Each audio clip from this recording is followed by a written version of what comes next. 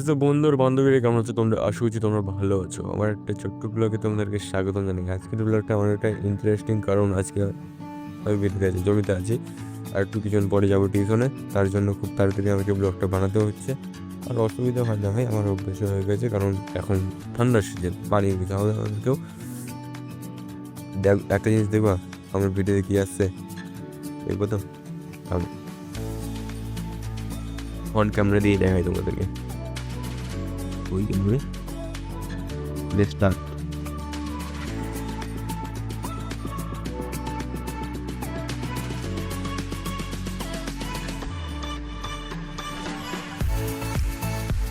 দেখলা, এটা আমাদের আফ্রিকা জঙ্গলে থাকে, কিন্তু আমাদের এখানে ভুল করে চলে আসতে কি জানি কে রেখে গেছে নাকি।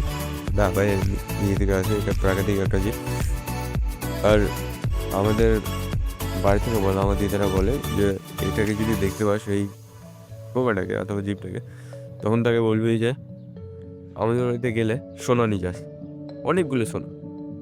কারণ এইটা বলার কারণ একটাই কারণ, যদি না বলি বলে তাহলে বাড়িতে চলে যায় আর কানের মধ্যে ঢুকে যায়, তার জন্য আর কি বলতে হয় নিয়ে যাস ভাই।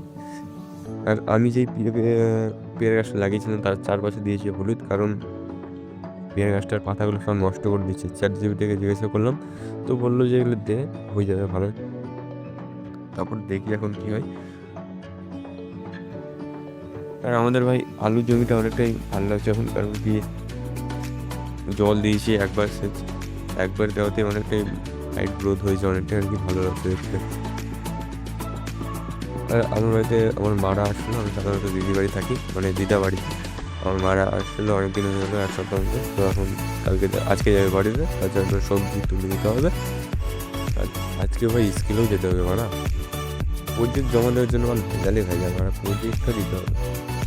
সবাই যদি দিতে পারলে আমিই দিই, তার জন্য দিতে হবে আমাদের স্কুলে। তো আমি এখন টিউশন যাই। আজকের ব্লগটা এখানে শেষ করছি। দেখার জন্য কোনো ব্লগে আজকের মতো টাটা, বাই বাই, ধন্যবাদ। সবাই ভালো থাকবেন, সুস্থ থাকবেন। আর প্রাকৃতিকে যদি বাঁচাতে দাও তাহলে গাছ লাগাও, প্রাণ বাঁচাও, অত অক্সিজেন পাবে না মারা, বুঝতে পারছো তো? ধন্যবাদ, টেক কেয়ার।